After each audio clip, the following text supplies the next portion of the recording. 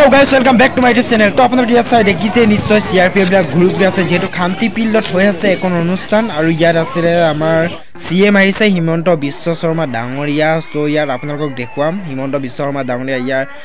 যদি আপোনালোকে যদি হাই সেকেন্ডাৰী পঢ়ি থাকে তেতিয়াহলে আপোনালোকক 12000 দিয়া কথা কৈছে আৰু যদি আপোনালোকে গ্ৰেজুৱেট মাষ্টাৰ ডিগ্ৰী কৰি আছে তেতিয়াহলে আপোনালোকক 15000 কে দিয়া হ'ব স্কলাৰশ্বিপৰ নামত ঠিক আছে গাইস তো একদম ভিডিওটো স্কিপ নকৰিব হিমন্ত ডাঙৰীয়া যেটো কলে মানে হেতু আপোনালোকে একদম যদি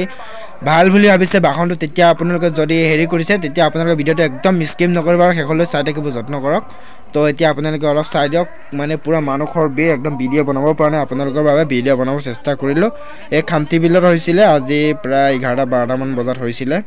সো আজি হৈছে তোমাৰ 6 মাৰ্চ তাৰিখে মানে এটো CMA এটো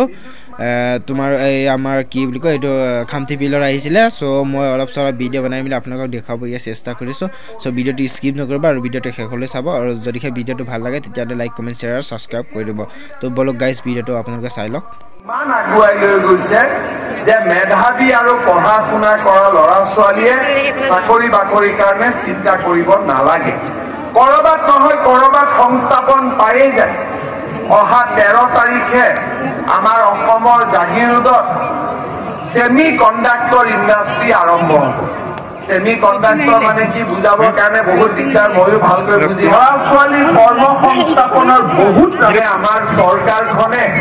আজি শিক্ষাৰ ওপৰত গুৰুত্ব দিছে সংস্কৃতিৰ ওপৰত গুৰুত্ব দিছে দৰিদ্ৰতা নিৰ্মূলনৰ ওপৰত গুৰুত্ব দিছে আজি সামাজিক ন্যায় প্ৰতিষ্ঠা কৰাৰ ওপৰত গুৰুত্ব দিছে আৰু অসমখনত বাঢ়িছে তেখেতক আৰু এবাৰ ধন্যবাদ জনাই আমাৰ সকলো বিপুৰীয়া ৰাইজক মোৰ সন্মান জনাই শ্ৰদ্ধা জনাই মই মোৰ বক্তব্যৰ সামৰণি মাৰিছো ধন্যবাদ জয় হিন্দ বন্দে মাতৰম বিকাশ যাত্ৰাই লখিমপুৰ জিলাত বিকশিত কৰাৰ বাবে লোৱা প্ৰচেষ্টাৰ বাবে মাননীয় মুখ্য অতিথি ডাঙৰীয়ালৈ আন্তৰিক ধন্যবাদ তথা কৃতজ্ঞতা জ্ঞাপন কৰিছোঁ লগতে বিধায়ক মহোদয়ক বিহপুৰীয়াবাসীৰ কৃতজ্ঞতা আৰু অভিনন্দন পত্ৰ প্ৰদান কৰিব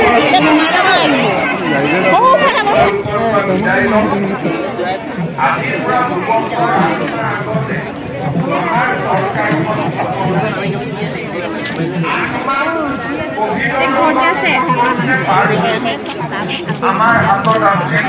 মাত্ৰ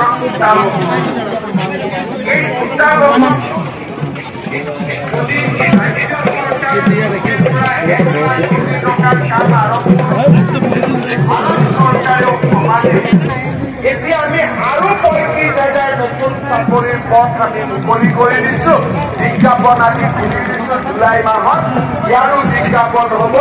আৰু 24 ভিতৰত এই নিযুক্তিৰ ৰেচন কাৰ্ড থাকিব সকলোৱে এই সুবিধাবিলাক লাভ কৰিব যোৱা কেইটামান দিনত আমি 42 লাখ লোকক নতুনকৈ আকৌ ৰেচন কাৰ্ড দিম আজি আমাৰ অসমত নতুন নতুন কলেজ স্থাপন নতুন নতুন বিশ্ববিদ্যালয় স্থাপন আজি এটা কৈ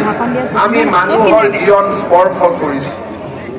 আমি আৰম্ভ কৰিছো আকৌ দুটা আঁচনি মুখ্যমন্ত্ৰীৰ আত্মনিৰ্ভৰশীল অসম আৰু মুখ্যমন্ত্ৰীৰ মহিলা উদ্যমিতা আঁচনি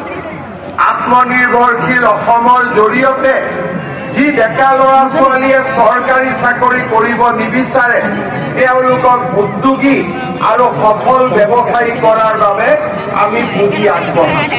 ইতিমধ্যে ইণ্টাৰভিউ আৰম্ভ হৈছে মহিলা উদ্যমিতা আঁচনিৰ জৰিয়তে আমাৰ বাইদেউসকলক আমি লাখপতি বাইদেউ বনাম